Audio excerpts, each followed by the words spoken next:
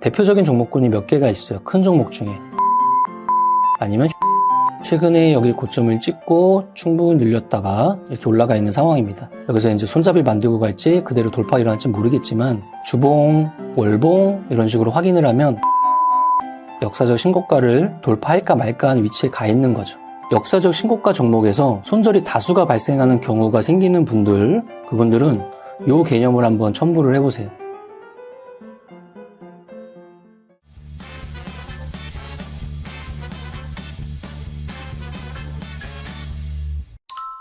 몽다님! 응?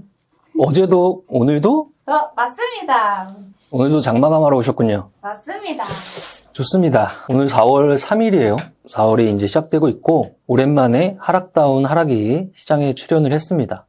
큰 축으로 보면은 미국 시장에 금리 인하에 대한 기대감들이 쭉 조금 밀려나가면서 발동을 좀 하고 있는 것 같아요. 그렇다고 글로벌 시장 아니면 우리나라 시장 큰 폭의 하락을 가져갔다라고 하기에는 조정다운 느낌이 오랜만에 나왔다 이렇게 말을 할 수 있을 것 같아요. 코스피 기준으로 마이너스 1.68% 빠졌어요. 오랜만에 2706 마감했고요. 그 전에 삼성전자나 하이닉스에 집중된 영역으로 갭을 뿡 띄웠던 자리를 일부 메꾸는 흐름이 나오는 하루였습니다. 조정이 끝났다라고 말하기 쉽지 않죠. 아직은 움직임 속에 있다. 그리고 전체적으로 오늘은 기관이 현물 시장에서 코스피를 6천억대 매도를 쭉 해줬고 외인들은 매도를 하긴 했어요. 근데 최근에 폭 중에서는 그렇게 크게 매도를 한 건 아니죠. 2,700억 정도 매도를 했고 그 중에서 삼성전자는 오늘도 250만 주 샀습니다. 오늘 기관이 많이 팔았죠. 이런 것처럼 삼성전자도 1% 떨어졌지만 추세 안에 이제 들어가 있는 상태로 위아래 꼬리가 똑같이 달리고 몸통도 작게 움직이고 있어서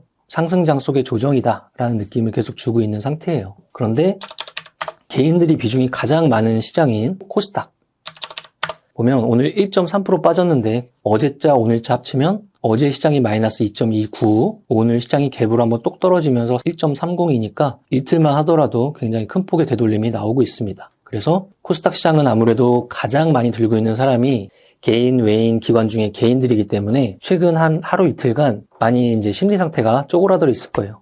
흐름이에요. 순환이고 이게 변환이 됩니다. 근데 이런 흐름을 잘 못 찾아 들어가겠다. 난 지금이 좀 불안하다. 이제 금리 인하가 쭉 지연되면서 시장을 계속 흔드는 거 아니냐? 그런 거에 대한 기준을 딱 잡고 싶다. 그런 분들은 다음 주잖아요. 4월 13일 토요일 대표님 강연회가 둘째 주로 이번에는 연기가 돼서 열립니다. 중요한 이제 기준을 잡는 날이 될 거예요. 누구보다 시장의 지수를 잘 판단하시는 분이기 때문에 그날 오셔가지고 지수 판단에 대한 내용도 들으시고 그 안에서도 이런 조정 느낌이 오면은 거꾸로 긍정적으로 생각하면은 옥석이 가려져요. 움직일 때는 다 같이 좋아서 움직인 것처럼 같지만 시장이 전체가 다시 이렇게 다운그레이드가 살짝 될 때는 대장과 추종했던 애들 간에 간극이 벌어지게 돼 있어요. 그러면 다시 한번 그 간극을 이용해서 얘네가 대장이었구나 라고 우리가 알 수 있고 시장이 다시 한번 뒤집어서 올라갈 때 그 대장주의 매매 같은 것들을 또 활발히 해서 조정을 잘 이겨나갈 수가 있는 거죠. 그런 지수에 대한 이야기, 그다음 종목에 대한 이야기 기준을 잡고 싶은 분들은 4월 13일 날 강연에 신청 많이 해주시기 바랍니다. 지금도 신청 받고 있으니까 유튜브 하단에 신청하는 란들 잘 이용해서 13일 날 만나 뵙도록 하겠습니다. 자, 이어서 시장 보죠. 시가총액 상위주예요. 자, 1등부터 네이버 빼고 그냥 한눈에 보이는 14개 중에 13개가 음봉, 그리고 삼성이 1% 마감, 하이닉스가 3.8% 마감, 엔솔이 4% 마감. 오늘 하루 종일 프로그램 매매가 하방으로 계속 일어났어요. 프로그램 매매는 방식이 있다. 싸잡아서 판다. 그래서 상위주들을 한 번에 바스켓으로 매도를 쭉 하면서 지수의 하방 강도를 계속 보여주는 하루였습니다. 외인이 오늘은 코스피 선물에서 마이너스 1조 3천억 매도했기 때문에 현물에서는 기관 쪽의 매도세와 선물 쪽에서는 외인의 매도세가 시장 압박을 가하는 날이었습니다. 잘 이겨내고 올라오기를 기다리면 되고요. 정렬해서 봤을 때는 코스피 200 라인에서 가장 많이 움직인 애들 딱 몇 면을 보니까 오랜만에 보는 애들이 눈에 많이 띄어요. 하나는 밸류업 때문에 올라갔던 애들이 지주인데 지주 애들이 좀 쭉 떨어졌다가 다시 한번 반등하는 하루. 왜냐하면 전체적인 시장을 이끌어가는 주도 섹터의 하락의 반대편에 서 있는 섹터이기 때문에 이런 쪽의 상승이 좀 두드러졌고요. 그게 한화, CJ, DL 이런 라인들이네요. 이 안에서는. 그 다음에 진짜 안 보였던 애들이 또 나왔어요. 저기 보면은 CJ 제일제당 4%. 자, 주가 추이만 보면은 시장에서 완전히 소외되어 있는 섹터가 음식료 섹터예요. 근데 오늘 제일제당 여기 보면 롯데 칠성 오리온 이런 애들이 양선을 동시다발적으로 켰다는 거는 주도주가 아님에도 불구하고 물밑에서는 외국인이나 기관이 저런 애들을 계속 잡아가고 있었을 거예요. 그러면서 시장 반락이 일부 일어나니까 저런 애들이 코스피 200에서 양선을 동시다발적으로 보이는 게 눈에 딱 띄어버리는 거죠. 음식료 애들이 오늘에서는 눈에 좀 많이 띄었고요. 거꾸로 전환을 했을 때는 2차 전지 라인들 다수가 지금 여기 안에 들어가 있고 방산 라인들 그렇죠? 이런 애들이 쪼르륵 들어가 있어요. 전체적으로 반도체나 2차 전지나 제약바이오 섹터의 하락이 많이 보이는 하루였습니다. 몇면이 다 그런 아이들이죠. 시장은 순환하기 마련이다. 그 다음에 거래대금 보겠습니다. 삼성전자 오늘 여전히 1등이고요. IMBDX는 딱 차트 보니까 신규 상장한 날이었네요. 의료기기 섹터에서 진단 라인들 신규 상장주 하나고요. 엔캠이 좀 특이했죠. 엔캠이 고점을 한번 만들어내고 가격과 시간 조정을 충분히 들어가는 모습이었어요. 이만큼의 폭의 조정이 있었고 여기서부터 이만큼의 시간 조정까지 들어간 상태였습니다. 그런 와중에 갑자기 양선이 전일자를 어흥하고 이기고 오늘은 또 크게 이기고 하면서 전고점 근처까지 또 갖다 놓는 흐름이 나오고 있어요. 2차 전지 섹터의 전액이잖아요. 이런 생각이 드는 거죠, 이런 데서. 최근에 양극재 라인들의 하락 각도가 굉장히 세거든요. 조금 살아나는 것 같다가 코스닥의 시가총액 1등, 2등인 에코프로, BM, 에코프로 이런 라인들이 굉장히 세게 빠져내려가고 있어요. 그럼 양극재는 시장이 앞으로의 실적이라든지 매출이라든지 이런 강도가 좀 약해지고 있는 국면이고 그와 동시에 섹터는 2차 전지 같지만 전액이라는 애가 올라오고 있는 편이라면 이동을 한다. 이런 느낌이 많이 드는 하루였어요. 개인분들이 이런 성향 많이 갖고 있어요. 어떤 거냐면 2차 전지 산하의 종목을 다 갖고 있는 거죠. 그런데 에코프로비엠이나 포스코퓨처엠, 포스코홀딩스 이쪽 라인을 하나하나 처리하면서 새로운 2차 전지로 이동하는 모습이 지금 에코프로 그룹에서 엔캠 라인 같은 것들에서 좀 느껴지는 것 같아요. 그런 게 얘를 이렇게 좀 크게 이끌어내지 않았냐 그런 생각을 합니다. 일단 돈이 움직여서 갔으니까 다시 한번 체크하면은 전고가는 역사적 신고가 몸통 끝인 33만 9천원 정도 되겠네요. 그런 자리를 거래량이 또 상승하면서 돌파를 하느냐 체크 한번 해보면 될 것 같습니다. 하이닉스 통하고 한번 빠졌고요. 다음 피로틱스 반도체 라인에서 그나마 요새 좀 강한 축의 움직임이 보이는 게 유리기판 관련주들 피로틱스, YC캠, HB테크놀로지, SKC, 삼성전기 등등등 이런 라인들입니다. 기판 라인들이 최근 들어서 조금씩 돌고 있어요. 유리기판 아니더라도 PCB 라인 사업하는 애들이 삼성전기, LG 이노텍 이런 큰 종목도 천천히 자리를 잡아가고 있고 대덕전자, 최근에 심텍 이런 애들도 모습이 조금씩 보여지고 있습니다. 이토닉스 금일자로 이제 음봉 발생했네요. 인적 분할하고 4거래일째인데요. 기준에 대한 상한가 그렇다면은 오늘 물량 처리를 한 분들이 있을 거예요. 어디에서 고점이 어딘지 모르니까 보유하고 있던 와중에 전일의 종가를 깨부시는 자리에서 물량 처리를 하는 분들이 계셨을 것 같아요. 보통은 인적 분할하고 한 일주일 안에 등락의 고점이 발생을 합니다. 그러니까 SK D&D와 이터닉스가 어제 오늘 해서 고점 부근에서 플레이가 나오고 있는 것 같아요. 그다음 에코프로 이런 식으로 잘 살아나다가 거의 5거래일 만에 쭉 해서 저점을 쭉 낮춰내고 있습니다. 하나에어로스페이스 어저께 인적 분할에 대한 검토 소식 나오고 오늘 시초에서 그 소식이 시장에 영향을 못 줬겠구나 생각하는 자리가 오늘 시초였어요. 시가가 그대로 시작했거든요. 그렇다면은 단기 매매하시는 분들은 눈치를 딱 채야죠. 여기서 우리가 같이 이야기하고 싶은 거는 방산주잖아요. 우주항공 섹터고 방산주 라인에서 대표적인 종목군이 몇 개가 있어요. 큰 종목 중에 한화에어로스페이스, LIG 넥스원 아니면 현대로템 이런 애들인데 하나에어로스페이스의 그나마 가장 최근에 역사적 신고가를 돌파합니다 라는 자리를 좀 그으려면 요 정도 될 것 같아요. 15만원 단. 그 자리를 뚫고 액션이 나온 거고 LIG 넥스원을 기준으로 보면은 과거 자리는 요 정도 한번 있었고 돌파와 눌림과 지지 나오고 또 올라갔으니까 중간 단은 요 정도 잡을 수 있을 것 같아요. 기준치를. 그다음 현대로템 최근에 여기 고점을 찍고 충분히 늘렸다가 이렇게 올라가 있는 상황입니다. 여기서 이제 손잡이를 만들고 갈지 그대로 돌파 일어날지 모르겠지만 주봉, 월봉 이런 식으로 확인을 하면 현대로템은 이제 역사적 신고가를 돌파할까 말까 하는 위치에 가 있는 거죠. 그러던 와중에 오늘 방산주의 하락에 같이 영향을 받은 모습입니다. 그러면 첫 역사적 신고가를 돌파를 달성하는지 관찰하려면 현대로템을 관찰해야겠죠. 그 다음은 한미반도체 거의 보합 국면 막았네요. 이게 강한 거라는 거죠. 아까 말한 시장이 조정이 들어갔을 때도 엄청나게 강한 모습 보여주는 겁니다. 다음 알테오젠 최근에 제바 라인의 하락을 그대로 보여주고 있고 그 정도입니다. 자, 탑 30 보겠습니다. 신규 상장주 오늘 하나 있었고요. 그 밑에 보니까 상한가라고 우리가 이야기할 만한 것들이 이 정도 라인까지예요. 다 합치면 4개 정도. 그러면 신규 상장주 상한가 176%니까. 그 다음 세화 PNC 오늘의 상한가 나오기 전에 한 번도 시세가 없었어요. 왜냐면 장기 하락하던 종목이기 때문에. 화장품 섹터예요. 샴푸나 이런 것 좀 특화된 기업이고요. 일본에서 성장을 많이 했다가 그쪽에 성장이 좀 막혀나가면서 수출도 계속 빠지고 하면서 지금까지 줄줄줄 흘렀습니다. 그러던 와중에 중동권의 공급 계약을 호텔에 입점했다. 이런 소식 나오면서 개별 반등하고 있습니다. 근데 얘가 속해 있는 소비 섹터 안에 화장품 섹터 자체가 최근에 좀 돌고 있으니까 그 영향도 일부 받고 있겠네요. 그 다음은 국내 상장 중국 기업주 그렇다고 합니다. 보통 국내 상장 중국 기업주를 재무제표 보고 굉장히 좋다고 판단하시는 분들이 있는데 재무제표 자체에 대한 우리가 믿어야 되는 신뢰성에 대해서 판단을 하기가 쉽지 않습니다. 그렇다고 합니다. 하고 그냥 넘어가는 거죠. 영우 DSP도 장기 우하향하던 종목이니까 개별 등락 정도. 브릿지바이오 테라피틱스 신약 개발 라인에서 최근에 개발하고 있는 신약 소식 나오면서 천천히 전환을 하고 있고요. 흥하해용 같은 것들이 또 튀었다. 일단은 좋은 소식으로 튀는 게 아니다. 보통은 이렇게 중동 라인에 여기서 이제 소말리아 해협에서 여기 이집트 수에즈 운하까지 흑해에서 열심히 막 싸운다.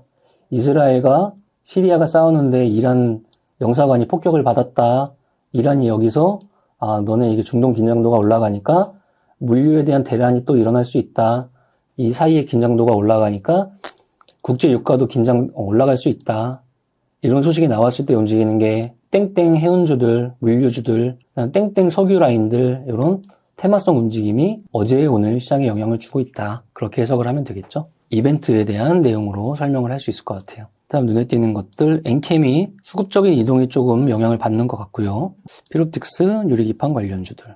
다음 VT가 좀 눈에 띄네요. 자, 이렇게만 보면은 빨주, 노초파 완전 정배열은 아니지만 가고 있습니다. 거래량까지 상승을 하는 기조로 올려붙이면서 이쪽의 방향성과 이쪽의 방향성이 같이 가고 있어요. 전형적인 강세 패턴이고요. 이렇게 멀리 보면은 원래 역사적 신고가 종목을 과거에 여기서 요이 땅을 했구나. 만원에서 요이 땅을 했고 딱 100%를 찍은 자리에서 꼭지점을 한번 만들고 오랫동안 가격과 시간 조정을 거치다가 최근에 전환하고 있구나. 거래량도 늘고 있었구나. 그럼 여기서 그 전에 기준치에다가 가로선을 빼꼼히 걸어놓고 여기서 매수해주세요 라고 했던 사람은 오늘 잡혔겠구나. 두 번째, 난 이 자리에 한 번 매수하는 게 두려워요 하는 사람은 하나에 더 기준을 잡는다면 가장 최근 추세가 일어나기 직전에 전 고점 여기다가 기준치를 잡고 여기서 한 번의 매매와 여기서 한 번의 매매를 통해서 내 평단을 중간으로 맞춰나가는 정도의 전략을 취할 수 있겠죠. 역사적 신고가 종목에서 손절이 다수가 발생하는 경우가 생기는 분들, 그분들은 이 개념을 한번 첨부를 해보세요. 그런 후보군 종목에서 전고점 자리와 역사적 신고가 자리, 이 사이의 밴드를 정복하는 게 우리의 일인데 그 사이를 어떻게 자동이나 분할로 계획을 짜나갈 것인가. 요에 대한 내용 때문에 손절에 대한 폭이 조절이 되면서 빈번한 손절이 안 나가게 되니까 거의 VT에서는 그거를 공부를 할 수 있을 것 같습니다. 다수 발생하는 패턴이라서 이번 기회에 이거를 한번 생각해 보세요. 일단 YC캠도 유리기판 관련주라고 움직이는 것들이고 오늘 갑자기 움직인 게 현대홈쇼핑이랑 현대GF홀딩스. 현대그룹사나 소비그룹이잖아요. 현재 공개매수가 들어갔어요. 이게 뭐냐면 법이 있어요. 쉽게 말하면 엄마가 아들을 손자를 법적으로 이만큼 갖고 있어야 돼. 그래서 모회사가 자회사를 손자회사를, 증손자회사를 법적으로 이만큼 갖고 있어야 전체적인 지주 체계가 완성되는 거야 라고 해서 이때까지 해 라고 정해놓은 법이 있어요. 내년 2월 정도가 기한이에요. 그러니까 그 전에 이쪽 그룹이 아직 그게 체계가 안 잡혀 있으니까 공개 매수를 통해서 체계를 잡고 있는 상황이에요. 그래서 공개 매수, 현대홈쇼핑이 공개 매수가 들어가면서 얘도 뜨고 또 지주격의 역할을 하는 얘도 같이 뜨고 이 그룹 산하의 뒷단에 있는 조그만 주식도 같이 뛰고 이런 현상이 발생하고 있는 겁니다. 다음 레이크도 오랜만에 반등. 보통 레이크가 움직일 때 같이 움직였던 2차전지 섹터들이 대주전자재료, 레이크 머티리얼즈, 나노 신소재 이런 애들이었어요. 얘의 반등이 일단은 어제자를 어흥하고 이겼기 때문에 한 4종목 정도를, 5종목? 이 스페셜티 케미칼 정도까지 묶어가지고 엔캠의 저 움직임이 확산되는지 한번 체크를 해보세요. 여기만 집중되는지 아니면 방금 말한 그 5종목에도 온기가 퍼지는지 체크해 보시기 바랍니다. 그 다음은 이오테크닉스. 신고가를 달성하고 근처 자리에서 진짜 꽤나 오랫동안 올라갔다 떨어졌다 올라갔다 떨어졌다 하면서 제자리 걸음을 하고 있어요. 근데 오늘자로 다시 한번 양선을 크게 보이면서 신고 영역에서 또 갖다 붙여놨습니다. 많이 나오는 패턴이에요. 이것 때문에 이런 자리에서 매수를 했다가 여기서 손절을 당하고 여기서 다시 매수를 했다가 여기 손절을 당하고 이런 패턴들을 몇 번 경험하는 거죠. 근데 보통은 강력한 자리를 역사적 신고가를 단박에 돌파하는 패턴이 안 나오는 종목이면 요거 하나 그림 연습하세요. 가장 최근의 저점에 한번 그려보시고 가장 최근의 고점을 한번 이렇게 그려보시고 영역 안에 있거나 아니면 거꾸로 이런 식으로 그리세요. 박스로 그리세요. 이렇게. 역사적 신고가를 돌파하고 나서 특정한 박스 안에서 계속 고점과 저점을 맞추고 있는 종목은 기준점 이 안에서 의미 없는 손절이 다수가 발생하니까 아예 이런 애들은 최고점의 기준을 잡고 봐야 돼요. 돌파가 완전히 일어나는 타이밍에. 얘도 여기도 크게 보면은 이렇게 계속 박스 플레이 했던 자리였어요. 그래서 두 개를 접목했을 때 우리는 가장 이 자리를 중요하게 여겼어야 된다는 거죠. 새롭게 위아래가 바뀌는 자리. 그래서 이오테크닉스도 갑자기 오고장이 강해져서 올라와서 다시 한번 이야기를 해봤고요. 다음 뭐가 있을까요? 자람도 신고가 위쪽에서 왔다 갔다 하고 있고요. 다음 피부 미용 기기들, 원텍 제이시스 메디칼 최근에 왔다 갔다 같이 나오고 있고 HB 테크놀로지 유리기판 때문에 움직이고 있고 그런 날이었네요. 하락 정렬했을 때 D&D 어제 상한가와 오늘의 요거 생각해 보세요. 어제 상한가 같고 오늘의 시가가 마이너스 2% 시작하고 있었어요. 눈치를 채야죠. 상한가 이후에 시가가 어제 가격 안에 같은 자리에서 만약에 시작한다면 눈치 잘 채야 돼요. 이게 약하다는 뜻이에요. 두 번째, 인적 분할하고 일주일 거래 안에 피크가 한번 잡힌다고 했죠. 이거를 어저께 탑30반에도 설명했고 네프콘에도 설명했고 다 해서 그분들은 가이드를 자꾸 이 인적 분할주를 보고 있었을 거예요. 그렇다면 D&D를 또 끊어내는 이런 선택을 해야 되는 거에 시초의 움직임에서 판단을 한번 내려볼 수 있을 것 같고 그 다음에는 유라테크, 세종시 관련주, 프롬파스트, 그 다음에 정치 관련주에서 총선으로 막 왔다 갔다 했던 애들 타이밍이 갖고 있으면 안 되는 타이밍이죠. 당연히 다음 주 수요일이면 총선인데요. 스케줄러를 잘 생각해야 돼요. 가장 이제 스케줄 매매 같은 것들을 많이 하시는 초보분들이 항상 끝 지점까지 이걸 갖고 가시는데 절대 그렇게 생각하시면 안 돼요. 주식시장에는 선반영의 마법이 있는 거예요. 항상 여기 기준이 잡혀 있으면 시세는 여기서 나야 돼요. 여기까지 내가 갖고 있으면 안 돼요. 그 다음에는 그 정도인 것 같습니다. 그냥 반도체나 2차전지나 제바 전체적으로 주도 섹터를 시장이 눌러놨기 때문에 그런 애들 다수가 보이고 올라온 섹터들 전반적으로 어디가 묶음이 크게 일어났다기보다는 개별적인 움직임이 강했던 날이었던 것 같습니다. 이게 더 중요하다. 여기서 이동안의 갭 3월 20일과 3월 21일 날 사이에 발생한 갭에 이때와 이때의 갭에 반 정도 메꿔놨잖아요. 요만큼의 폭을 한번 더 확인해 보는 거죠. 그거 확인하고 종목도 마찬가지, 지수도 마찬가지 이렇게 움직임이 있을 때 어흥하고 잡아먹는 날 집중을 하자. 그렇게 생각하면 될 것 같아요. 이런 식으로 이런 날 집중하는 거죠. 앞으로 이런 게 발생을 했을 때 그럴 때 지수에 대한 반등의 이미지와 탑30의 주도 섹터의 귀환과 이런 것들이 일어나는 거니까 거기 전까지는 잘 보수적으로 시장을 판단하고 있으면 될 것 같습니다. 여기까지 하면 될 것 같아요. 자, 다시 한번 정리. 지수는 예견됐던 조정이 일부 일어나고 있다. 갭을 조금 더 채우는지 아니면 어흥하고 잡아먹는 봉이 금세 나오는지 체크해보자. 그리고 테마 시장도 주도주가 귀환할 것이다. 다음 두 번째, 지금 며칠 밤만 자면은 강연회다. 빨리 신청하셔라. 그때 시장에 대한 힌트가 더 많이 나간다. 이 정도로 하면 될 것 같습니다. 마감할까요? 하나, 둘, 셋, 넷. 나는 10년 안에 100억 부자 될 거야. 화이팅! To survive the stock market, we need to learn our ways. ITU. 더워. 에디트까지 해야 돼? 세금 신고 부탁드려요. 알겠습니다. 세무사는 거둘 뿐. 세금 신고 완료. 마쿠. 마십 성공했어. 아 죽을 뻔했네. 아 나 보험가입 돼 있지? 보험가입은 밸런스 에셋에서. Don't think, just do. 지금 가입하라고. 유튜브 멤버십 가입했어? 아니요? 제발 가입해. 이러다 다 죽어.